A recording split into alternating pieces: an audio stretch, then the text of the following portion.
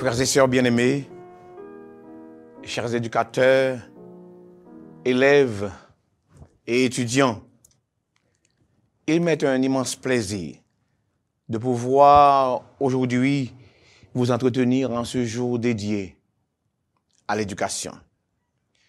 J'éprouve aussi une grande joie à pouvoir vous transmettre les souhaits de la grande famille de l'Université adventiste d'Haïti. Tout en présumant que chacun de vous a déjà accepté que la rédemption et l'éducation sont une seule et même chose, je veux vous inviter aujourd'hui à méditer sur la mission de l'éducation chrétienne. Pour ce faire, je vous invite à lire avec moi au livre de Deutéronome. Deutéronome, soit le chapitre 6 et les versets 1 à 7. Deutéronome, chapitre 6, les versets 1 à 7. Il est dit, « Voici les commandements, les lois et les ordonnances que l'Éternel, votre Dieu, a commandé de vous enseigner, afin que vous les mettiez en pratique dans le pays dont vous allez prendre possession, afin que tu craignes l'Éternel ton Dieu, en observant tous les jours de ta vie, toi, ton fils et le fils de ton fils, toutes ces lois et tous ces commandements que je te prescris, afin que tes jours soient prolongés. Tu les écouteras donc, Israël, et tu auras soin de les mettre en pratique, afin que tu sois heureux et que vous multipliez beaucoup, comme te l'a dit l'Éternel, le Dieu de tes pères, en te promettant un pays où coule le lait et le miel. Écoute, Israël, l'Éternel, notre Dieu, est le seul éternel. Tu aimeras l'Éternel, ton Dieu, de tout ton cœur, de toute ton âme et de toute ta force. Et ces commandements que je te donne aujourd'hui seront dans ton cœur. Tu les inculqueras à tes enfants et tu en parleras quand tu seras dans ta maison, quand tu iras en voyage, quand tu te coucheras et quand tu te lèveras. Le livre de Deutéronome contient les derniers propos qu'adressa Moïse aux enfants d'Israël avant que ceux-ci n'entrent dans le pays de Canaan. Il s'agit d'une tentative de parler directement au cœur de l'homme, de le convaincre que son bonheur ne se trouve que dans la fidélité à la loi du Seigneur. Le texte insiste sur la nécessité d'un enseignement constant, mais aussi un enseignement varié de la même parole. Moïse insiste sur le fait que la parole doit être toujours le sujet d'enseignement pour le salut de la nation. Et nous comprenons pourquoi la servante du Seigneur déclara qu'il doit y avoir des écoles fondées sur les principes de la parole de Dieu et réglées par eux. Nos écoles doivent être animées de notre esprit afin de favoriser et de sanctifier toutes les branches de l'éducation. Il faut solliciter avec ferveur l'aide divine et celle-ci ne sera pas recherchée en vain. Fin de citation. À bien comprendre Moïse, le jeune Israélite devrait être exposé à cette parole à la maison. Le jeune Israélite devrait être exposé à cette parole durant les voyages. Et que dire donc de l'éducation formelle, comme le terme hébreu l'indique? il devrait prendre forme, obtenir une forme à partir de cette moule qu'est la parole.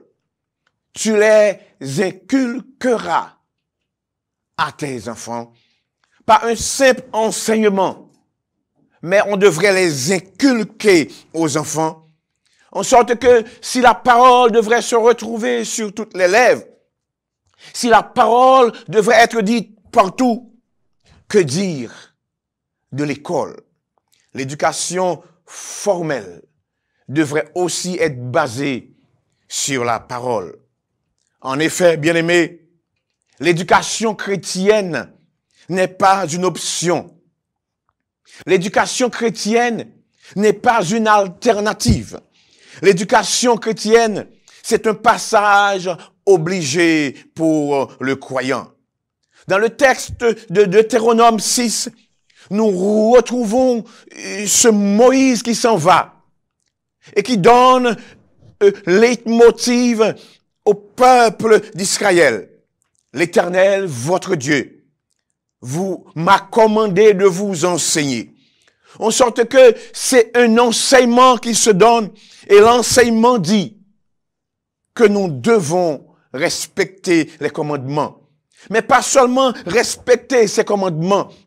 C'est nécessaire dans ce pays où l'on va prendre possession, mais c'est non seulement les respecter dans ce pays, mais c'est aussi à enseigner tous les jours de sa vie. C'est une constance, c'est une permanence. Et c'est déjà dire que cette parole ne peut pas être enseignée un jour et pas un autre jour. C'est dire que cette parole doit être enseignée tous les jours de sa vie, partout où l'on porte ses pas. Cette parole devait être enseignée aux enfants, aux petits-enfants, toutes les lois et toutes les ordonnances que le Seigneur avait prescrites. Et il y a un secret, il y a une récompense qui est réservée. Les jours seront prolongés. L'on sera heureux.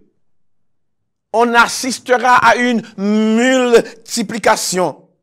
Car le Seigneur a promis un pays particulier, un pays où coule le lait et le miel. Et c'est la raison pour laquelle on devrait inculquer aux enfants les commandements de Dieu. On devrait leur enseigner cette parole. Et c'est la mission même de l'éducation, s'assurer que les enfants ont été enseignés dans cette parole. Et nous pouvons souligner à partir de ce texte 5 éléments intéressants concernant cette parole, concernant cette mission, concernant le rôle de l'éducation, la mission de l'éducation chrétienne. D'abord, nous dirions que c'est une responsabilité sacrée. Numéro 1, c'est une responsabilité sacrée. Il parle des commandements de Dieu qu'on doit enseigner aux enfants. Ce n'est pas la responsabilité d'un profane. Moïse a pris le temps de dire aux parents qu'ils doivent veiller à la transmission de la parole. En sorte que toutes nos décisions en matière d'éducation devraient en tenir compte. Parents, nous avons donc cette responsabilité sacrée d'orienter nos enfants en termes d'éducation, car le Seigneur nous l'a confié. Deuxièmement, c'est une mission urgente. Moïse devrait laisser le peuple. C'est le moment où il devrait avoir cette transition, ce passage du désert à la terre promise, cette entrée en Canaan terrestre, en sorte que le peuple devait être prêt. C'est une mission urgente de leur rappeler tout ce dont il leur faut. C'est un respect de la parole de Dieu. La grande bataille pour influencer les jeunes fait encore rage, bien-aimés. Et si nous disons que nous sommes à la veille d'entrer en Canaan céleste, la mission est encore plus urgente. Nous devons éduquer nos enfants dans le respect de la parole et des commandements de Dieu. Cette mission est urgente. Et cette mission nous concerne tous. Troisième élément que nous pouvons relever de ce texte, c'est que c'est un travail noble. Nous devons préparer des cœurs pour le Christ. Nous préparons des cœurs pour le ciel. Et la servante du Seigneur nous dit, d'un conseil aux éducateurs, parents et étudiants, que ceux qui assument des postes dans nos institutions doivent veiller aux âmes. Doivent veiller aux âmes. Ils doivent veiller aux âmes des étudiants dont ils ont la charge. Nos écoles devraient donc se soucier du salut de nos enfants. Voilà donc pourquoi je suis venu vous dire aujourd'hui que la mission de l'éducation est d'abord salutaire. La mission de l'éducation, c'est d'abord de préparer des âmes pour le ciel. La mission de l'éducation, c'est un travail noble sur la terre. Nous préparons des citoyens pour le ciel. Quatrième élément que nous pouvons retrouver à l'intérieur de ce texte, c'est un objectif digne. En réalité, quand nous considérons que le but de l'éducation serait de restaurer l'image de Dieu en l'homme, on se demande bien qui est suffisant pour ces choses. Mais le Seigneur nous a appelés, éducateurs, à faire ce travail. Nous sommes bien indignes de la tâche qui nous est confiée. Mais le Seigneur nous en rendra dignes. Et c'est ce que la servante du Seigneur nous dit. Quand elle nous dit que la recherche ne sera pas vaine. Cinquième élément que nous devons souligner quand nous pensons à l'éducation chrétienne, c'est que c'est un ordre divin. Ce n'est pas un choix. Ce n'est pas une décision humaine. Il est dit, tu les inculqueras à tes enfants. La responsabilité, c'est d'obéir à l'injonction divine. Il faut inculquer aux enfants la parole. Et c'est pour cela que nous comprenons et nous acceptons cette parole du Seigneur. Tous tes fils seront instruits par Yahvé. Nous prenons le risque, certaines fois, de confier nos enfants à des démons, tandis que la parole de Dieu nous fait injonction de les remettre entre les mains du Seigneur. Frères et sœurs bien-aimés, éducateurs, parents, étudiants, la mission de l'éducation n'est pas de préparer des esprits bien faits pour la terre. La mission de l'éducation n'est pas de préparer un professionnel raffiné, capable de gagner sa vie. La mission de l'éducation va bien au-delà de tout cela. La mission de l'éducation, c'est de travailler au salut de l'humanité. Les promesses de la parole de Dieu nous appartiennent. Nous pouvons compter sur la présence du divin Maître. Nous pouvons voir l'Esprit du Seigneur se répandre, comme ce fut le cas dans les écoles de prophètes, et chaque objet recevoir l'approbation divine. La servante du Seigneur nous dit, alors la science sera, comme elle le fut pour Daniel, au service de la religion, et tous les efforts, du premier au dernier, contribueront au salut de l'homme. Je reprends cette citation. Alors, la science sera, comme elle le fut pour Daniel, au service de la religion, et tous les efforts, du premier au dernier, contribueront au salut de l'homme.